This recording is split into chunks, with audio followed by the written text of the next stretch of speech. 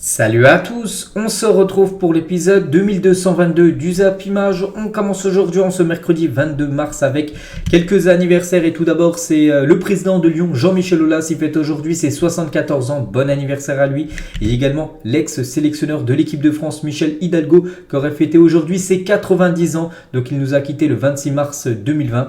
Donc bon anniversaire également à lui, on pense fort à lui. On pense fort également à sa famille. Et concernant les joueurs, regardez la liste des joueurs qui fêtent leur anniversaire aujourd'hui. Tiens, par exemple, le gardien de Naples, Alex Mérey, fête aujourd'hui ses 26 ans. On va parler rapidement d'un match qui avait lieu hier soir. C'est vrai qu'actuellement, il n'y a pas trop de matchs, vu que c'est la trêve internationale. Ça va commencer ce soir, demain, voilà, les prochains jours. Mais hier, il y avait de la Ligue des Champions féminine et l'équipe de l'AS Roma jouait contre le Barça. Et c'est le Barça qui s'est imposé 1-0 du côté de l'AS Roma. N'oubliez pas que les Jeux du FC Barcelone cartonnent en Liga. Elles gagnent match sur match. Ça fait, je crois, plus de 80 matchs d'affilée qu'elles gagnent. Hier, elles ont gagné leur quart de finale aller du côté de l'AS Roma. Et c'est un record du côté de l'AS Roma. Il y avait plus de 39 454 supporters qui étaient présents du côté du Stadio Olimpico, le stade de l'AS Roma, version homme. Elles ont joué dans ce stade hier, les filles, puis c'est un record d'affluence du côté de l'Italie. Donc voilà, elles ont perdu 1-0, mais ont établi un nouveau record de la plus forte affluence de l'histoire du football féminin italien, avec plus de 39 454 supporters. Donc voilà quelques photos de ce AS Roma FC Barcelone féminin où les Blaugrana ont pris un avantage pour se qualifier pour les demi-finales avec une victoire 1-0 en Italie. Et il y avait aussi un autre match, toujours en Ligue des Champions féminine, c'était hier entre le Bayern et l'équipe de Arsenal, même score 1-0, mais cette fois-ci c'est l'équipe à domicile qui s'est imposée 1-0. Le Bayern aussi prend une petite option, on va dire, pour se qualifier pour les demi-finales de cette Ligue des Champions. Donc les deux rencontres du dessus, ça s'est joué hier soir. Et les deux autres, Lyon, Chelsea et Paris, Wolfsburg, ça se joue ce soir. Les deux équipes françaises, Lyon et le Paris Saint-Germain, plus ces deux équipes vont s'affronter en Coupe de France dans quelques semaines. Mais voilà, ce soir, elles jouent des matchs très importants en Ligue des Champions. Donc voilà, on leur souhaite bonne chance. Donc concernant les Parisiennes, je sais qu'elles joueront Parc des Princes ce soir. Donc en espérant bien sûr que ça soit victoire pour Lyon et pour le PSG. On revient sur le foot masculin. Regardez le programme aujourd'hui. Donc en Europe, pour l'instant, il n'y a pas encore de match pour se qualifier pour Futur Euro. Ça commencera demain ou après-demain. Mais du côté du continent africain, il y a des matchs. Par exemple, il y a cet après-midi à 16h, le Bénin contre le Rwanda. À noter qu'aussi Sierra Leone jouera contre Sao Tomé et Principe. Voilà, des matchs pour se qualifier pour la future Coupe d'Afrique des Nations. Donc voilà, il y a aussi de la Coupe d'Afrique des Nations U23 aujourd'hui. Donc voilà, les matchs des équipes des pays en gros, ça reprend là, c'est imminent. On revient en France les gars, regardez la une du journal L'équipe aujourd'hui, ma vie aurait pu changer. Donc voilà, ce mercredi 22 mars, c'est Kolo Muani qui fait cette une du journal L'équipe 3 mois après la finale de la Coupe du Monde où il fut tout près d'inscrire le but de la victoire. On va pas revenir sur ça. Donc Randal Kolo Muani retrouve l'équipe de France conscient des regrets suscités par cette action, l'arrêt de Martinez, donc, mais aussi de son nouveau statut en équipe de France. Donc voilà, il a fait quelques déclarations bien sûr dans ce journal L'équipe aujourd'hui, toujours avec les Bleus. Tiens, quelques photos de l'entraînement du jour. N'oubliez pas que l'équipe de France joue après-demain, donc on est mercredi, vendredi. Ils jouent à domicile contre l'équipe néerlandaise, contre les Pays-Bas. Ça sera au Stade de France, ça sera 20h45. Le coup d'envoi, on peut voir les deux joueurs niçois, Kefren Thuram avec Jean-Claire Todibo. On peut voir aussi Mbappé, le nouveau capitaine de l'équipe de France. On va en parler là dans quelques instants. Avec Jules Koundé, on peut voir de nouveau Mbappé avec Antoine Griezmann. Griezmann avec Didier Deschamps, Brice Samba. Olivier Giroud qui s'entraîne bien sûr devant le but. Alphonse Areola. Donc voilà toutes les photos de l'entraînement. Puis à la fin de l'entraînement, parce que l'entraînement, il y avait quelques supporters qui étaient présents. Bien sûr, c'est limité, sinon bien sûr il y aurait une grosse foule. Donc ils ont pu avoir quelques selfies, quelques autographes des joueurs de l'équipe de France, bien sûr. En fin d'entraînement. Et c'est bien officiel les gars, je l'avais annoncé hier que c'était quasiment sûr que ça soit Mbappé le nouveau capitaine de l'équipe de France. Je pensais que Deschamps allait annoncer jeudi, c'est ce qu'il avait dit. Mais du coup, ça a été dévoilé hier. Donc regardez, c'est même sur le Twitter officiel de l'équipe de France. Didier Deschamps a nommé Kylian Mbappé comme nouveau capitaine de l'équipe de France. Antoine Griezmann est le vice-capitaine. Donc ça y est, c'est officiel, c'est sûr. C'est bien Kylian Mbappé, le nouveau capitaine des Bleus. Donc il a dit Kylian Mbappé est le nouveau capitaine des Bleus. Antoine Griezmann est le vice-capitaine. Kylian réunit toutes les cases pour avoir cette responsabilité sur le terrain comme dans la vie de groupe en étant un élément fédérateur. On sait que maintenant c'est un cadre de l'équipe de France. Kylian Mbappé a seulement 24 ans, donc voilà, c'est sûr, c'est lui qui aura le brassard vendredi soir, bien sûr, s'il commence titulaire. Bon, il devrait commencer titulaire s'il n'y a pas de blessure. Et Griezmann, du coup, sera bien le vice-capitaine de l'équipe de France quand Mbappé sera, je ne sais pas, blessé. Si Griezmann est présent, ça sera Griezmann qui aura le brassard du côté des Bleus. Et Deschamps sur le capitanat. Donc Antoine avait la possibilité de l'être. J'ai échangé avec lui. Il a parlé, bien sûr, avec Griezmann avant que ça soit officiel, cette annonce. Mais malgré tout ça, ce n'est pas donné à Kylian et enlevé à Antoine. Donc voilà ce qu'a pu dire Deschamps par rapport à ce brassard de capitaine. Et hier soir, j'avais dit que Griezmann avait été déçu et touché parce que lui espérait bien sûr avoir ce brassard de capitaine. Et Griezmann a bien été marqué de ne pas être nommé capitaine, mais reste toujours impliqué, contrairement à ce qu'indique le journal L'Équipe hier. L'Équipe avait dit qu'il voulait quasiment même prendre sa retraite internationale. Donc voilà, d'après RMC Sport, c'est faux. Le joueur ne compte rien changer de son attitude sur et en dehors du terrain. Donc voilà, il sait que c'est pas lui le capitaine, mais il va rien changer. Il va toujours se donner à fond, à 100% avec les Bleus. Et toujours avec Griezmann, donc hier je dis aussi que c'était son anniversaire en ce 21 mars. Et il a soufflé ses 32 bougies avec ses coéquipiers. Donc c'était hier soir, voilà, à Clairefontaine. Donc voilà, et bien sûr il a fait un petit discours, Antoine Griezmann, par rapport à son 32e anniversaire. Ibrahima Konaté, défenseur de l'équipe de France, sur la nomination de Mbappé en tant que nouveau capitaine des Bleus. Il a dit il le mérite. Je pense qu'on est unanime sur cela à travers ce qu'il a fait en Coupe du Monde avec le PSG ou à travers les autres matchs qu'il a eu précédemment avant la Coupe du Monde. Voilà que c'est plutôt logique, voilà, que ça soit lui le nouveau capitaine des Bleus, toujours avec Konaté, toujours sur Kylian Mbappé. Certains peuvent penser qu'il est arrogant. C'est une question qu'on m'a beaucoup posée. Voilà, si Mbappé est arrogant ou non. En gros, si il se la joue un petit peu. Pas du tout, il a dit vous êtes fou ou quoi? Il est trop gentil. Bien sûr, ça sera un bon capitaine pour l'équipe de France. On pense tous, bien sûr, voilà, que ce sera un très bon capitaine malgré son jeune âge, parce que 24 ans, avoir le brassard de capitaine d'une sélection comme l'équipe de France, c'est précoce, on peut dire, mais je pense qu'il peut avoir ce statut-là. Il a les épaules pour, on peut dire, Kylian Mbappé. Toujours avec l'équipe de France, cette fois-ci, les Bleus Espoirs sont bien arrivés également à Clairefontaine. Donc 2 matchs au programme du rassemblement, donc le 25 mars, là, donc ça sera là dans 3 jours, contre l'Angleterre, ça sera du côté de Leicester. Et après contre l'Espagne, ça sera Vannes en France. Voilà les 2 prochains matchs, on va dire, amicaux de l'équipe de France Espoirs. Et quelques forfaits, donc Bart, Truffert, Cacré et Chetard sont forfaits du côté de l'équipe de France Espoirs. Ils ont été remplacés par Laroussi, Diouf, Nkunku et Massengo. Voilà, la liste a été actualisée de Sylvain Ripoll, le coach de cette équipe de France Espoir. On prend la direction de la Belgique. Donc on sait en France, c'est Mbappé le nouveau capitaine. Et en Belgique aussi, ils ont changé de capitaine. Et c'est Kevin De Bruyne, 31 ans, qui devient le nouveau capitaine de la Belgique. Félicitations aux joueurs de Manchester City. Donc le nouveau sélectionneur de la Belgique, Domenico Tedesco, a choisi Kevin De Bruyne comme capitaine plutôt que Romelu Lukaku. C'était l'autre aussi qui était pressenti. Du coup, c'est bien Kevin De Bruyne. Maintenant qu'on aura le brassard. Donc le Citizen succède donc à Eden Hazard, l'ancien capitaine de cette équipe belge. C'est qu'Eden Hazard a pris sa retraite internationale avec la Belgique. Et toujours du côté de la sélection belge, donc blessé Jérémy Doku, donc le joueur de Rennes, quitte le rassemblement belge et est remplacé par John Bakayoko. Voilà, changement de joueur. C'est vrai qu'il y a pas mal de joueurs qui ont dû annoncer forfait avant la trêve internationale, que ce soit en Belgique ou même dans plein d'autres sélections. Regardez en France, par exemple, Wesley Fofana ou même Saliba ont dû annoncer forfait.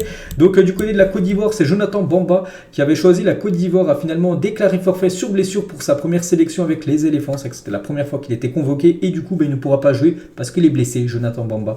Donc on lui souhaite un bon rétablissement. On souhaite également un bon rétablissement à Tomiyasu, donc le défenseur japonais de l'équipe de Arsenal. Et c'est officiel, il est forfait pour le reste de la saison. Donc il ne rejouera plus du côté de Arsenal. Ça c'est un gros coup dur, surtout qu'Arsenal va jouer le sprint final, on sait, en première ligue. Donc le défenseur a subi une grave blessure au genou qui nécessitera une intervention chirurgicale. Bon rétablissement à lui, on devrait le revoir saison prochaine. Lui aussi les gars, il est blessé pour les 2 prochains matchs. Donc Al Toko Ekambi est forfait avec le Cameroun suite à une blessure contractée après son match face au PSG. C'était dimanche. Match au cours duquel il avait marqué d'ailleurs le premier but rennais. Et du coup il est également forfait pour les 2 prochains matchs du Cameroun. Et du coup, les forfaits s'enchaînent en sélection. Donc, Di Marco, Chiesa, Bamba, Musiala, Toko Ekambi, De Jong, qui ne sera pas présent au Stade de France après-demain, Tomiyasu, Haaland, qui n'est pas là, je l'ai dit hier soir.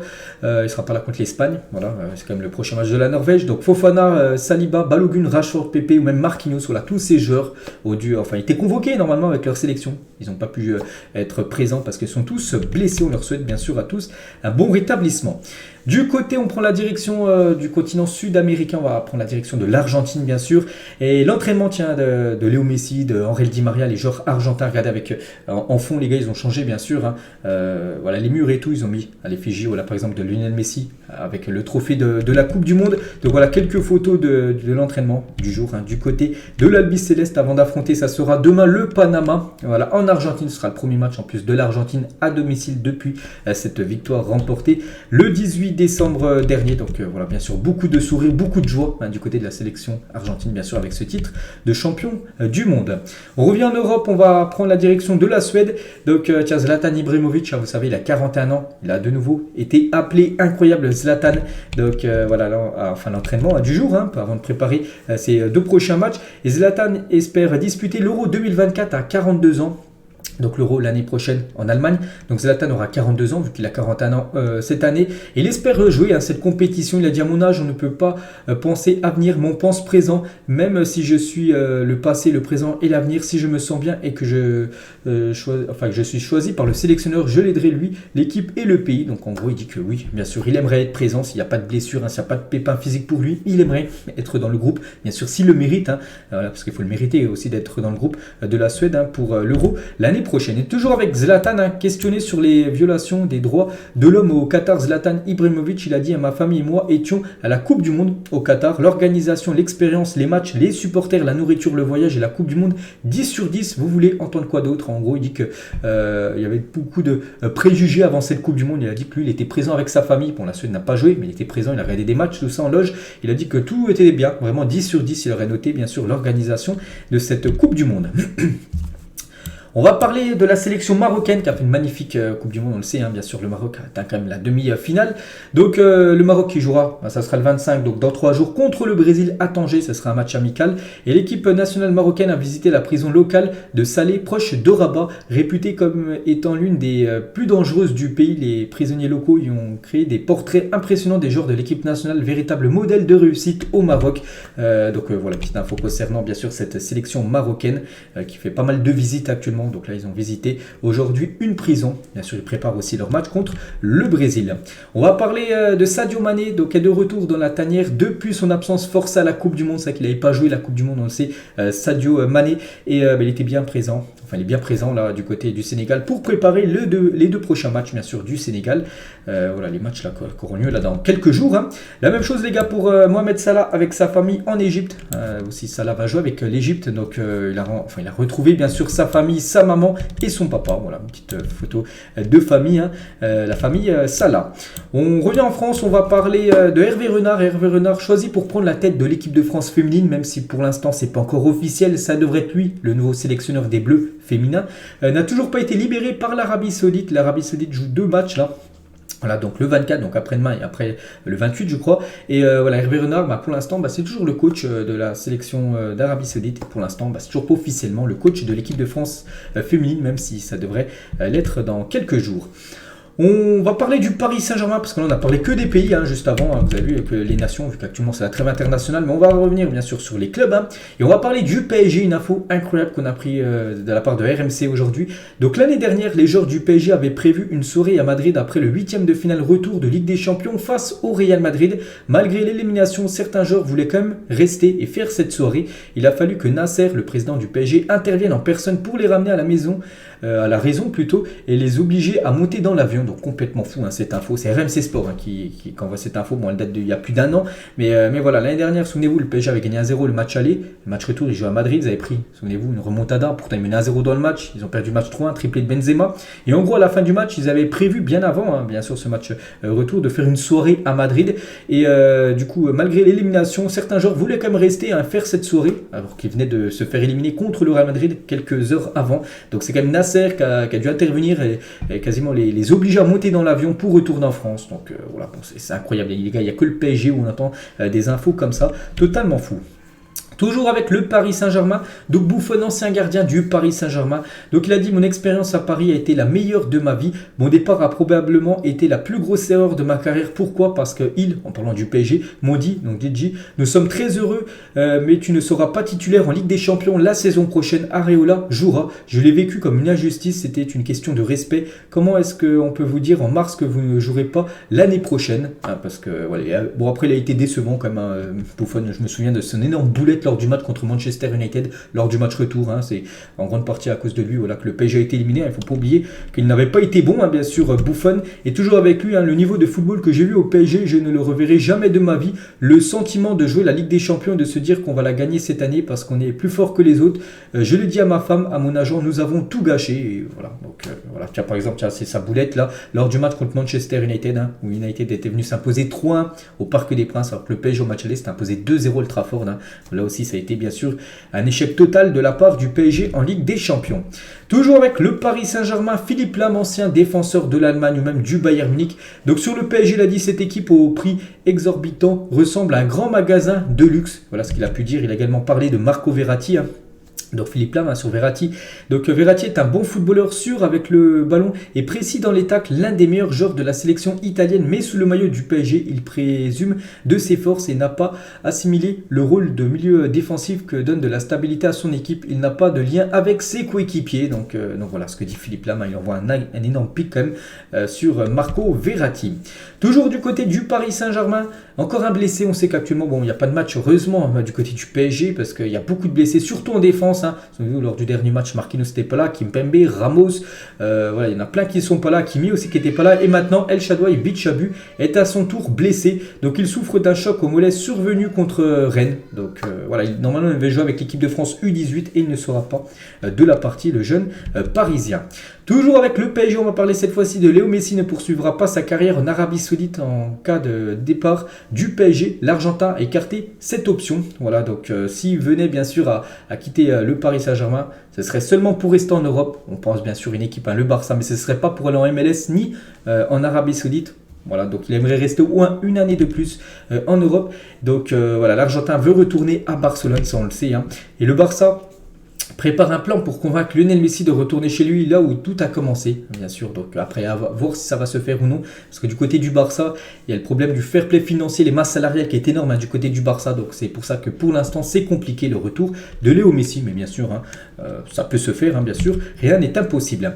Toujours du côté du Paris Saint-Germain, donc le PSG, après cet nouvel échec en Ligue des Champions, il prépare comme souvent un gros mercato pour oublier la désillusion en Champions League. Et le PSG fait de Bernardo Silva sa priorité. Le Portugais veut quitter Manchester City cet été, mais a une préférence pour l'Espagne.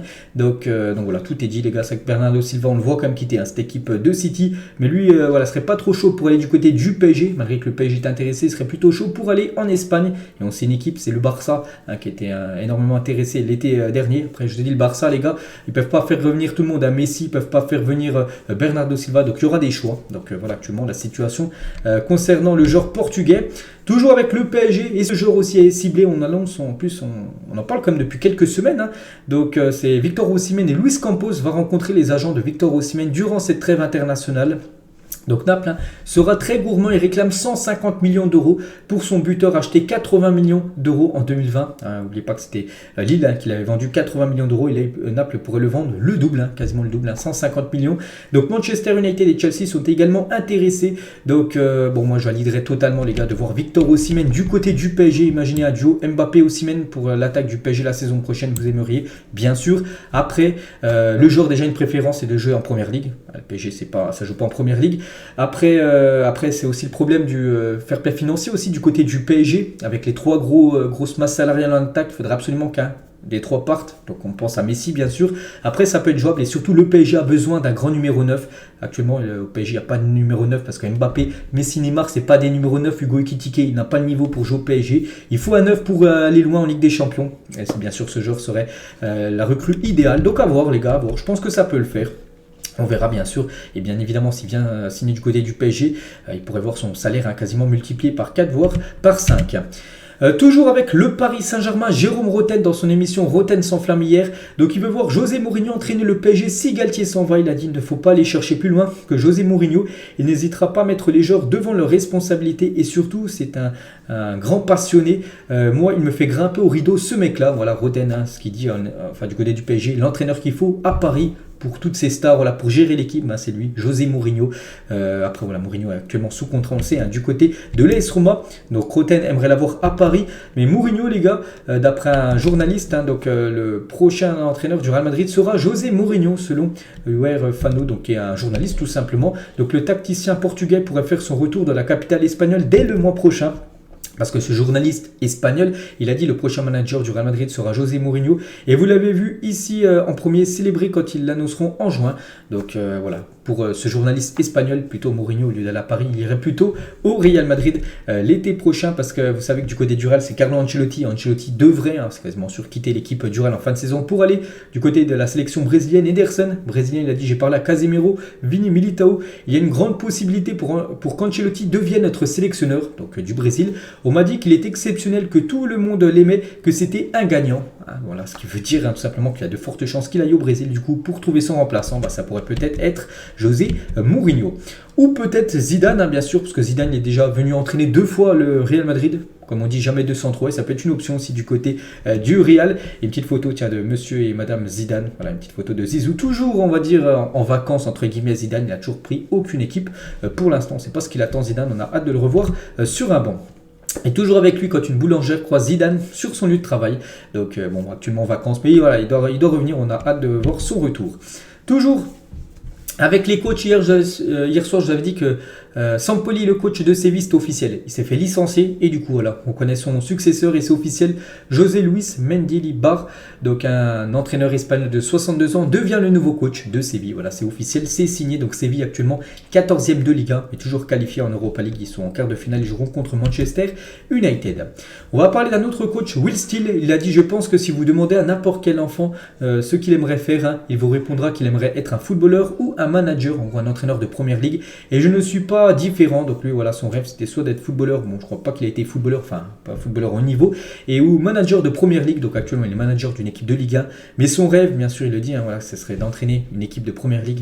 Et il a une équipe qu'il adore en première ligue, c'est West Ham. En plus West Ham est intéressé par lui, donc voilà, peut-être le futur club de Will Steele sera l'équipe de West Ham.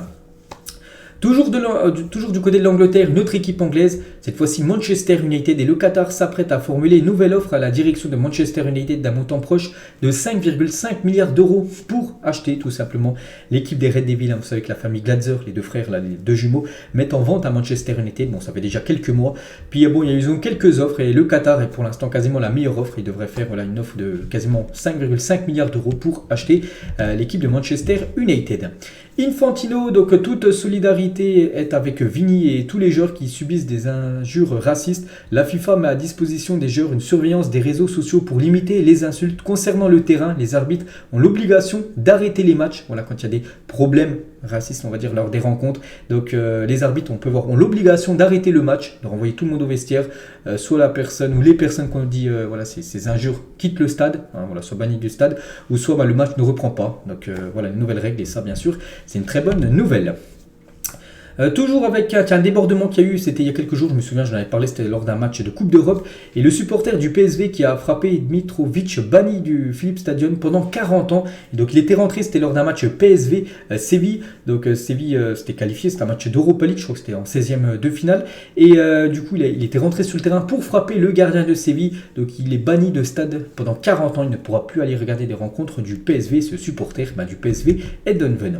Emiliano Martinez, pas du tout le coach, plutôt le gardien, le gardien bien sûr de l'Albi Céleste, le gardien de l'Argentine, le meilleur gardien au monde, Thibaut Courtois, pour lui, c'est le gardien belge, et toujours avec Martinez, le meilleur gardien de la Coupe du Monde.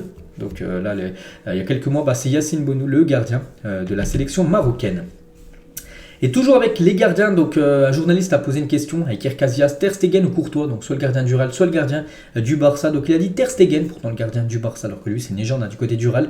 Et donc il a dit il est très bon en ce moment, la preuve bien sûr avec tous les clean sheets qu'a pu réaliser le gardien allemand. On va parler de Moussa Dembélé, l'attaquant, le numéro 9 de Lyon, va quitter Lyon librement cet été. Il est en fin de contrat au 30 juin 2023, il ne prolongera pas.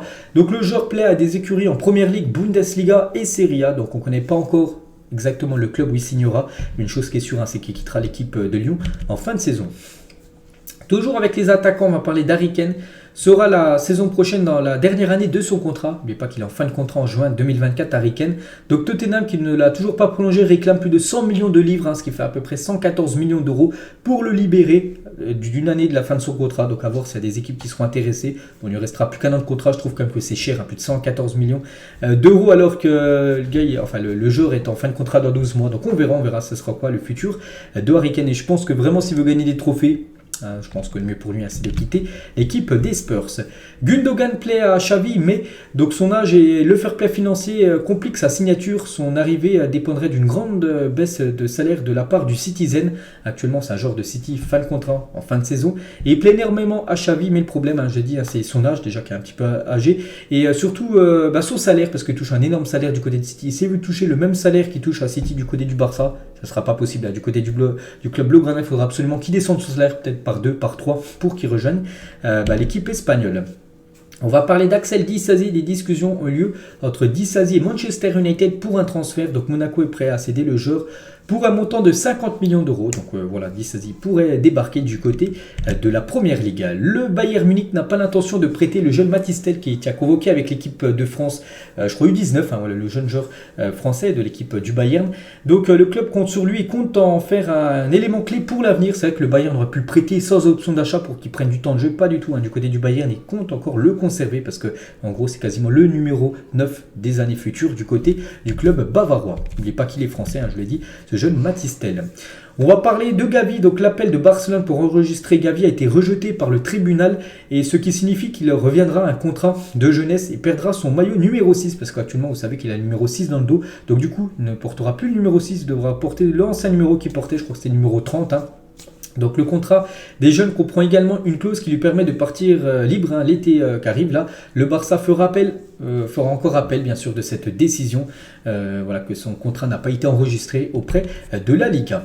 Et toujours avec Gavi, on sait que c'est une pépite, Gavi, comme ses autres joueurs comme Garnacho, comme Hendrik ou même Youssoufa Moukoko, le joueur du Borussia Dortmund, qui a prolongé, n'oubliez pas l'aventure du côté du BVB. Des nouvelles d'Aurélien Tchouameni considère sa situation comme une bosse sur la route. En gros, actuellement c'est un petit peu une épine, on va dire, dans sa carrière, parce que le joueur est clair, il est venu pour jouer. Actuellement du côté du Real Madrid, il joue plus trop. Décevoir les supporters ou jeter l'éponge n'est pas dans son esprit. C'est vrai que depuis le retour de la Coupe du Monde, il a disputé seulement un match, quasiment un match titulaire. C'était contre l'équipe de Al Ahly, c'était en Coupe du Monde des clubs. Il y a peut-être aussi des autres matchs où peut-être il a joué avant, mais par exemple là sur les quasiment 15 derniers matchs, il a joué seulement un match entier, on va dire. Sinon de temps en temps il a joué des fins de match, ou de temps en temps il a commencé titulaire, mais pas le match entier. C'est vrai qu'il a perdu sa place de titulaire. Peut-être maintenant c'est plutôt Camavinga qui a pris cette place de titulaire à la place d'Aurélien Tchouameni. Donc lui il est venu au Real Madrid pour jouer, et pour l'instant il joue un petit peu moins qu'en début de saison.